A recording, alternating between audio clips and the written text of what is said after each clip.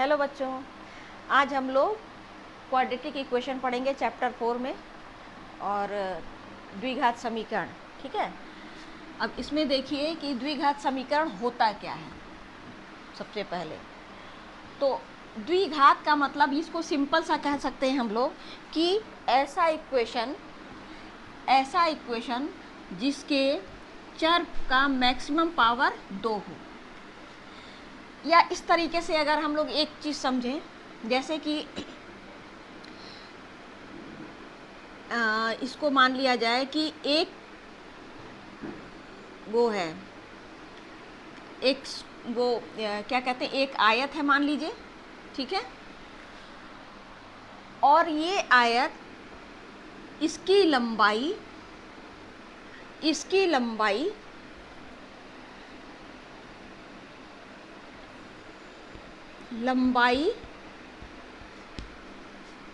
चौड़ाई के 2 गुने से 1 अधिक है। ठीक है, दिया है कि एक रेक्टेंगल है और इस रेक्टेंगल की लेंथ उसकी ब्रेथ के दूने से 1 अधिक है। अगर ऐसे कहता है तो हम लोग क्या करते हैं, देखो क्या कहा है कि चौड़ाई के दूने से 1 अधिक है लंबाई, यानी हम लोग को पता होना चाहिए कि चौड़ाई कितनी है, और अगर हम लोग को चौड़ाई पता होगी तो हम लोग लंबाई निकाल लेंगे। और ये कह दिया है कि इसका एरिया 300 मीटर स्क्वायर है। क्लियर हुआ? तो इसके लिए अगर हमें चौड़ाई पता हो तो हम बता सकते हैं कि लंबाई कितनी है। अगर मान लीजिए इसकी चौड़ाई 5 है तो क्या कहा है, लंबाई चौड़ाई के दूने से 1 अधिक है। यानी अगर हमें चौड़ाई पता हो तो हम कह सकते हैं कि लंबाई इसकी 11 होगी। लेकिन अगर चौड़ाई नहीं पता है तो लंबाई हम नहीं बता पाएंगे। क्यों? इसलिए नहीं बता पाएंगे क्योंकि चौड़ाई से ही ये कंपेयर करके बताया कि चौड़ाई का ट्वाइस का से +1 एक होना चाहिए। तो इसलिए इसमें चौड़ाई का पता होना ज़रूरी है। तो चौड़ाई का पता होना ज़रूरी है, इसलिए अगर हमको इसकी लेंथ और ब्रेथ नहीं पता है तो हम लोग क्या करेंगे कि मान लीजिए, माना रेक्टेंगल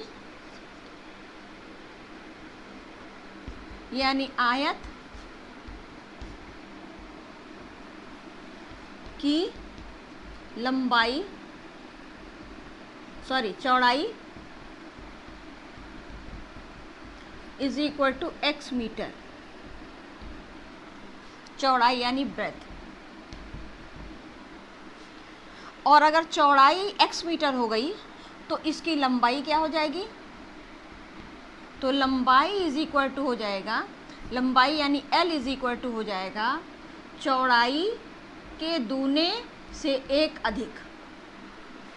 ठीक है, और अगर इसका एरिया निकालना हो तो लिखा जाए एरिया ऑफ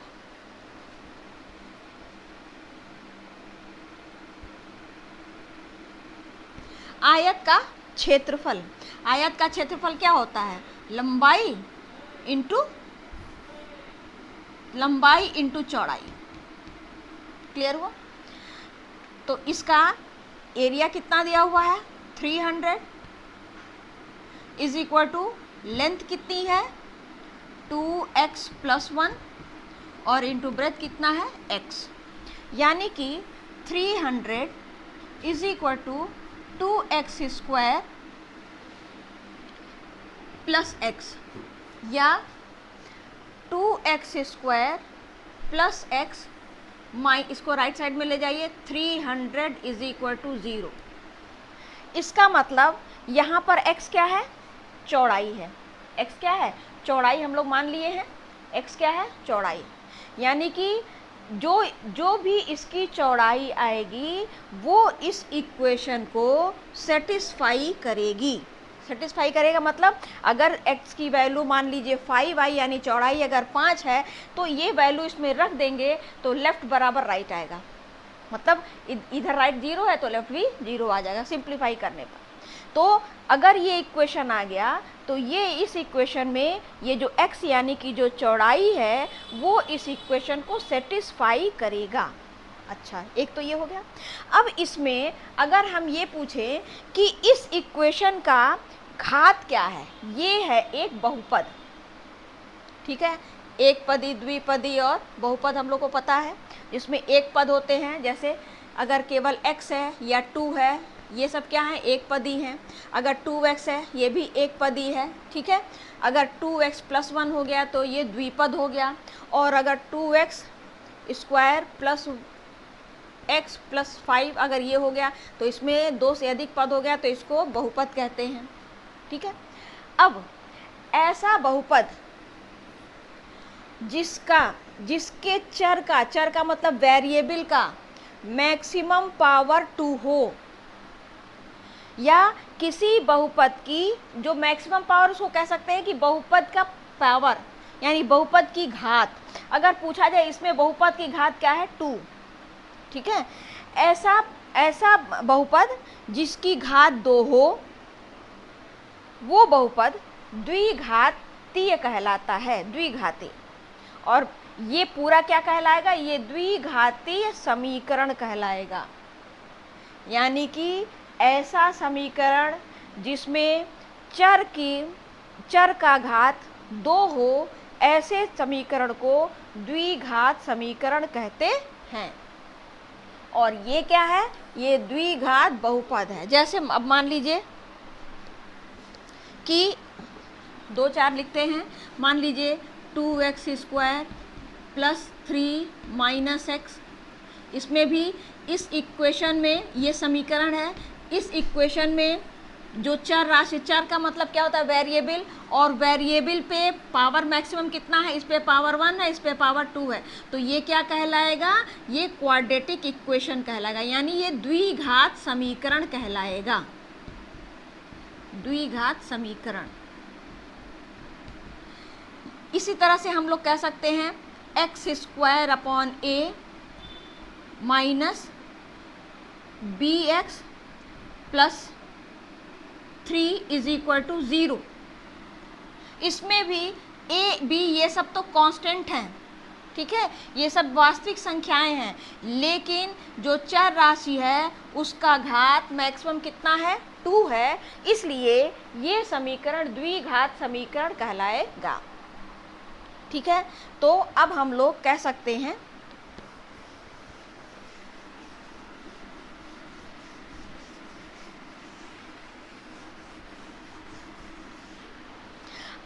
सकते हैं कि ऐसा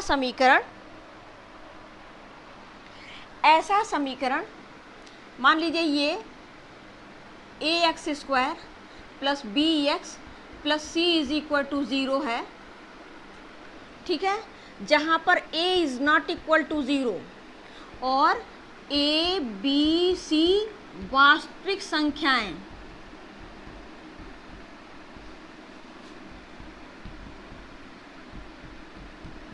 यानी real number,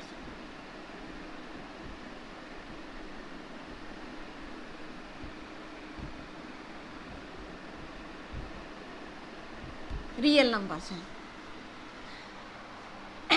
ax² + bx + c = 0 ये एक द्विघात समीकरण है, क्योंकि इस समीकरण का घात क्या है, 2, क्योंकि मैक्सिमम पावर जो होता है वही उस समीकरण का घात हो जाता है। किसी बहुपद का अगर घात पता करना हो, यानी अगर मान लीजिए ax पे पावर 5 + 3 + bx³ + cx + dx इस पे पावर 4, ठीक है। तो अगर इस पॉलिनोमियल, बहुपद मतलब क्या होता है, पॉलिनोमियल, तो ये बहुपद है, यानी ये पॉलिनोमियल है। अब अगर इसका पूछा जाए कि इसका पावर क्या है, इसका घात क्या है, तो हम लोग चूंकि सबसे अधिक पावर 5 है, इसलिए हम कहेंगे इस पॉलिनोमियल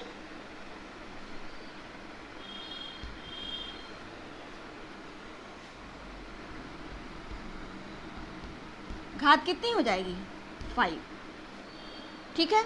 उसी तरह से ये भी एक पॉलिनोमियल है, इसकी घात कितनी है, 2 और ये इज इक्वल टू 0 है, तो ये इक्वेशन बन गया। और इस समीकरण का ये इक्वेशन जो है, ये चूंकि इसका पावर 2 है, मैक्सिमम पावर 2 है, इसलिए द्विघात समीकरण हो गया। और द्विघात समीकरण ये है, लेकिन इसके साथ जरूरी कंडीशन है कि ए, बी और सी ये तीनों वास्तविक संख्याएं हो, रियल नंबर्स हो, साथ में ए 0 के बराबर नहीं होना चाहिए। क्यों? अगर मान लो ए 0 के बराबर होगा तो ये पूरा टर्म 0 हो गया, तो अगर ये टर्म 0 होगा तो ये x इसकी घात क्या हो जाएगी? 1, यानी इसका पावर हो जाएगा 1, और जब इसका पावर 1 हो जाएगा तो ये फिर द्विघात समीकरण नहीं होगा, फिर ये लीनियर इक्वेशन यानी रैखिक समीकरण हो जाएगा, जो कि लास्ट चैप्टर में हम लोग पढ़े थे। क्लियर हुआ? तो इसको द्विघात समीकरण होने के लिए ज़रूरी है कि जो इसके साथ जो कांस्टेंट लगा हुआ है, ये इसकी वैल्यू कभी 0 नहीं, ये 0 हो सकता है, ये भी 0 हो सकता है, लेकिन ये 0 कभी नहीं होगा। क्लियर हुआ? अच्छा, तो ये ax² plus bx plus c is equal to 0 ये द्विघात समीकरण का मानक रूप है। मानक रूप का मतलब स्टैंडर्ड फॉर्म, मतलब कि किसी को भी इस फॉर्म में कन्वर्ट करेंगे, ये स्टैंडर्ड फॉर्म है, ये मानक रूप है।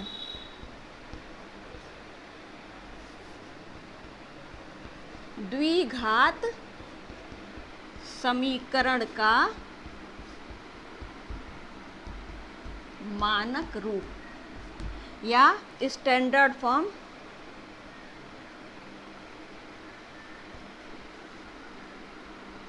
ऑफ क्वाड्रेटिक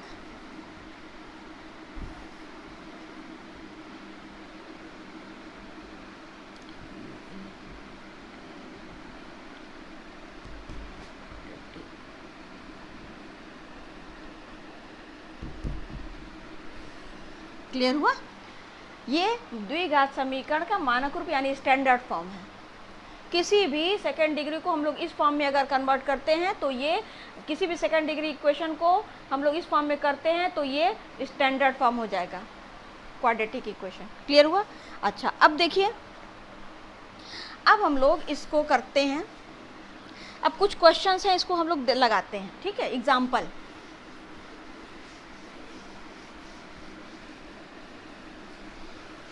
अब देखिए एग्जाम्पल में क्या कहा है। एग्जाम्पल में कहा है कि जॉन और जीवंती दोनों के पास कुल मिलाकर 45 कंचे थे।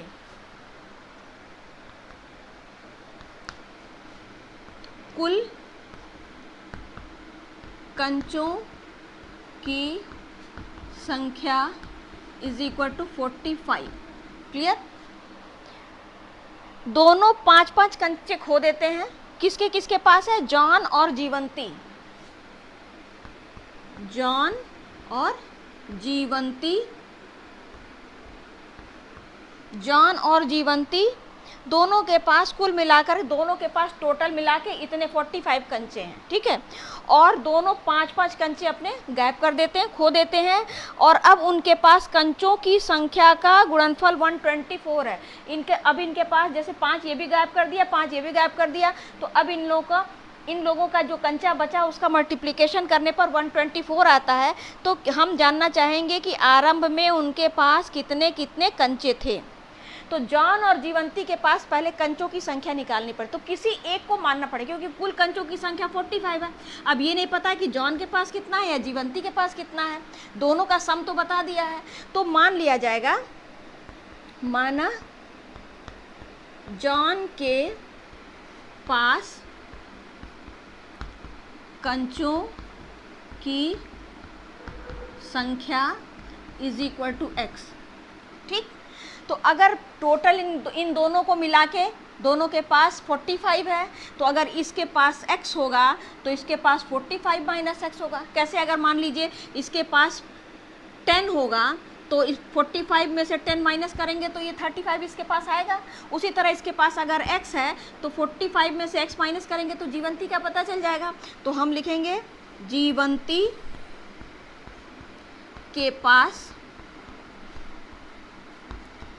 कंचों की संख्या इज इक्वल टू कितना, दोनों का मिला के 45, उसमें से जॉन के पास x है तो 45 माइनस x। अब कहा है कि दोनों के पास पहले इतने इतने कंचे थे और दोनों 5-5 कंचे खो दिए, तो खो दिए और उसके बाद खोने के बाद से जो बचे हुए इनके पास कंचे थे उसका मल्टीप्लिकेशन कितना हुआ 124। तो यहां पर लिखेंगे प्रश्नानुसार 5 कंचे खोने पर जॉन के पास कंचों की संख्या इज इक्वल टू, पहले x था, अब x में से 5 कंचे माइनस हो गए क्योंकि वो गायब हो गए। इसी तरीके से 5 कंचे खोने पर जीवंती के पास कंचों की संख्या इज इक्वल टू, इसके पास पहले 45 माइनस x थे और इसने भी 5 कंचे खो दिए। क्लियर हुआ? यहाँ पर के पास, जॉन के पास शेष कंचों की संख्या, तो ये भी यहाँ पर भी हो जाएगा शेष कंचों की संख्या। क्लियर हुआ? अब कहा है कि जब कंचे खो गए उसके बाद जो शेष कंचे उनके पास बचे थे उन दोनों का मल्टीप्लिकेशन कितना आ रहा है, उन दोनों का गुणनफल 124 है। यानी कि अतः इस 5 कंचे गायब कर दिया इसने तो इसका x माइनस 5, और इसने 5 कंचे गायब कर दिए तो 45 माइनस x माइनस 5, और इन दोनों का मल्टीप्लाई कितना है 145। क्लियर हुआ? 124। क्लियर हुआ? तो कहा है कि हम जानना चाहेंगे कि आरंभ में उनके पास कितने कितने कंचे थे, कितने कितने कंचे थे। अब हम लोग इसका क्या किया जाए, पहले x माइनस 5, और ये हो जाएगा 45 में से 5 माइनस करेंगे तो यहाँ हो जाएगा 40 minus x is equal to 124, या मल्टीप्लाई कर दीजिए तो आपका हो जाएगा 40x minus x square minus 200 plus 5x is equal to 124। सबको राइट साइड में ले जाइए तो माइनस एक्स स्क्वायर राइट में जाएगा तो क्या हो जाएगा प्लस एक्स स्क्वायर, और ये 40x और 5x तो 45x राइट साइड में ले जाएंगे तो माइनस 45x हो जाएगा, और 200 राइट में जाएगा तो कितना हो जाएगा प्लस 200, और 124 तो पहले से था इज इक्वल टू क्या हो जाएगा, इधर का सब लेफ्ट राइट लेके चलेगा तो इधर क्या बचा 0। क्लियर हुआ? तो ये हो जाएगा आपका एक्स स्क्वायर राइट में गया तो प्लस एक्स स्क्वायर हो गया, 40 प्लस 5 45x, चूँकि राइट में जाएगा तो माइनस हो जाएगा, माइनस 200 राइट में जाएगा तो प्लस 200 हो जाएगा, और ये तो राइट में पहले से था तो 124 हो जाएगा, और लेफ्ट में क्या बचेगा 0, उसको हम इधर लिख दिया। क्लियर हुआ? अब हम लोग इसको लिख सकते हैं x square minus 45x plus 324 is equal to 0। ठीक है? अब यहाँ पर x क्या है, जॉन के पास कंचों की संख्या, यानी जॉन के ये जो अब ये कौन सा समीकरण बन गया, ये क्वाड्रेटिक इक्वेशन बन गया, यानी ये द्विघात समीकरण बन गया, क्योंकि इस समीकरण में मैक्सिमम पावर कितना है, इस समीकरण का की घात कितनी है 2, इस समीकरण की घात 2 है, इसलिए द्विघात समीकरण हो गया। और ये जो द्विघात समीकरण है ये जॉन के पास कंचों की जो संख्या है उसको संतुष्ट करेगा, यानी x की जो भी वैल्यू आएगी अगर इसमें रख देंगे तो लेफ्ट बराबर राइट आएगा। x के पास कंचों की संख्या इसको सेटिस्फाई करेगी। इसके आगे का काम हम लोग अगली एक्सरसाइज में पढ़ेंगे जो कि फैक्टर करना होगा। ठीक है?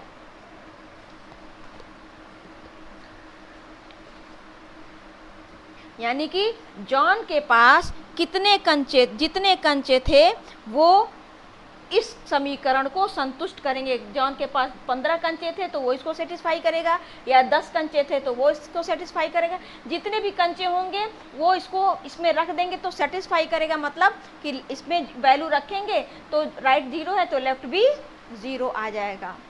और जब जॉन के पता चल जाएंगे तो फिर जीवंती के तो वैसे ही पता चल जाएंगे। क्लियर हुआ?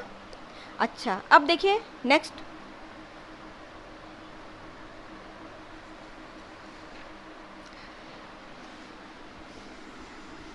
इसी का सेकंड पार्ट है।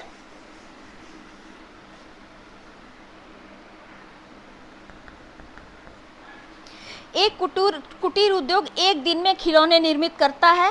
प्रत्येक खिलौने का मूल्य 55 में से एक दिन में निर्माण किए गए खिलौनों की संख्या को घटाने पर प्राप्त संख्या के बराबर है। किसी एक दिन कुल निर्माण लागत इतनी है तो कहा है हम उस दिन निर्माण किए गए खिलौनों की संख्या ज्ञात करना चाहेंगे। अब देखिए कहा है, माना एक दिन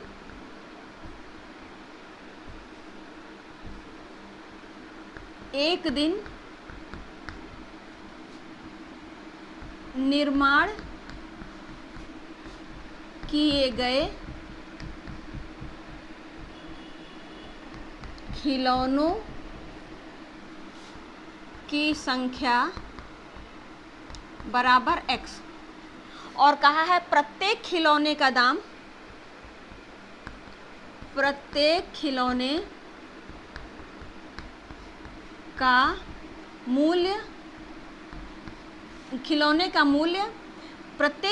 का मूल्य एक दिन में जितने 55 में से एक दिन में जितने खिलौने बनाए गए उसमें से घटा देंगे तो वो एक खिलौने का मूल्य आ जाएगा। और ये कहा है कि एक दिन में जो खिलौने बनाए गए उसकी टोटल वैल्यू 750 थी। तो एक दिन में कितने खिलौने बनाए गए x, और प्रत्येक खिलौने का दाम कितना था 55 माइनस x, और टोटल इसका दाम देखिए, एक खिलौने का दाम इतना था तो x खिलौने बनाए गए, इसका गुणा कर देंगे तो टोटल दाम आ जाएगा। कितना हो जाएगा, कितना उसका दाम आया है 750। आई बात समझ में? 750। अब हम लोग इसका मल्टीप्लाई कर देंगे तो ये हो जाएगा 55x minus x square is equal to 750। सबको राइट में ले जाते हैं तो 0 is equal to x square minus 55x plus 750, या x square minus 55x plus 750 is equal to 0। और इसमें जो x वैल्यू है वो एक दिन में बनाए गए खिलौनों की संख्या को संतुष्ट करता है। x एक दिन में बनाए गए खिलौनों की संख्या इस द्विघात समीकरण को संतुष्ट करेगी या संतुष्ट करती है। संतुष्ट करने का मतलब होता है कि इसमें अगर वैल्यू पुट कर दिया जाए तो लेफ्ट बराबर राइट हो जाएगा। क्लियर हुआ? तो एक दिन में पूछा है ना कि कितने खिलौने बनेंगे, तो एक दिन में जो भी खिलौनों की संख्या होगी वो इस समीकरण को संतुष्ट करेगी। इस एक्सरसाइज में मेन हम लोग का काम यही है कि ये बस इक्वेशन बनाना है, क्वाड्रेटिक इक्वेशन बस बनाना है, इसके बाद सॉल्व करना नेक्स्ट चैप्टर में। अब देखिए एग्जाम्पल 2 में है कि बताइए कि ये क्वाड्रेटिक इक्वेशन है या नहीं। तो इसमें देखिए x माइनस 2 का whole square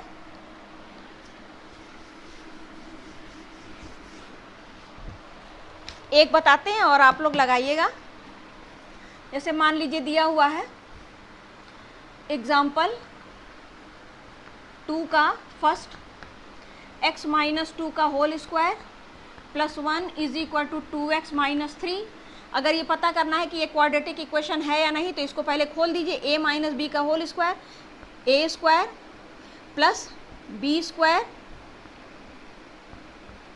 minus 2ab plus 1 is equal to 2x minus 3, या x square plus 4 minus 4x plus 1 minus 2x plus 3 is equal to 0, या x square minus 6x plus 8 is equal to 0। चूँकि इस equation का power 2 है इसलिए ये द्विघात समीकरण यानी क्वाड्रेटिक इक्वेशन है, द्विघात समीकरण है। क्यों? इसलिए है क्योंकि इस इक्वेशन की घात कितनी है 2, इस बहुपद की इस पॉलिनोमियल की घात कितनी है 2, इसलिए ये द्विघात समीकरण है। ठीक इसी तरीके से इसका सेकंड पार्ट है x plus 1 plus 8 is equal to x plus 2 और x माइनस 2। ठीक है, अब इसको कर लिया जाए। तो मल्टीप्लाई कीजिए, x square plus x plus 8 is equal to a plus b, a minus b is equal to a square minus b square. अब देखिए एक्स स्क्वायर से एक्स स्क्वायर कैंसिल हो जाएगा, तो x plus 8 is equal to minus 4 या x plus 12 is equal to 0। अब यहाँ पर इसका मैक्सिमम पावर कितना है 1, इसका मैक्सिमम पावर 1 है, इसलिए ये द्विघात समीकरण नहीं है, क्योंकि बहुपद की घात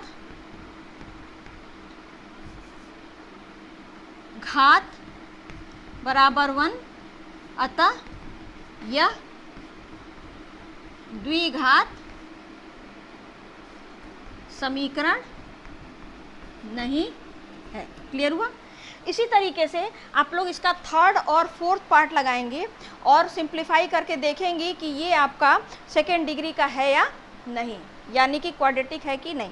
एक और अगर हम आपको दिखा दें तो जैसे फोर्थ वाला है तो x प्लस 2 का होल क्यूब है, तो उसको a प्लस बी का होल क्यूब से खोलेंगे तो आप लोगों को ये पता चल जाएगा कि ये सेकेंड डिग्री का इक्वेशन है या नहीं, यानी ये द्विघात समीकरण है कि नहीं। ठीक है, अब नेक्स्ट वीडियो में हम लोग अगले चैप्टर के साथ मिलेंगे। अगर आपको मेरा ये वीडियो पसंद आया हो तो प्लीज़ इसको लाइक और सब्सक्राइब ज़रूर कीजिएगा। Thank you.